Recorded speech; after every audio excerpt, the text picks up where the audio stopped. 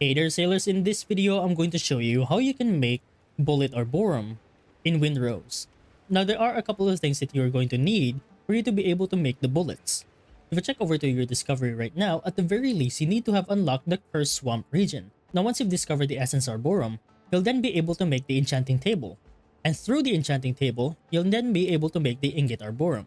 In case you're wondering what's the recipe for the Ingot Arborum, it's pretty much 1 piece of Mire Metal Ingot, 2 pieces of Essence Arborum, and 1 piece of Tainted Bile. Once you press down craft, it should just take a couple of seconds for this to completely craft. Now once you have some Ingot Arborum inside your inventory, just approach your workbench right over here, and then from here you can then make the Bullet Arborum with the use of only 1 ingot, and you get 5 pieces of it. Just make sure that your workbench is at least level 3.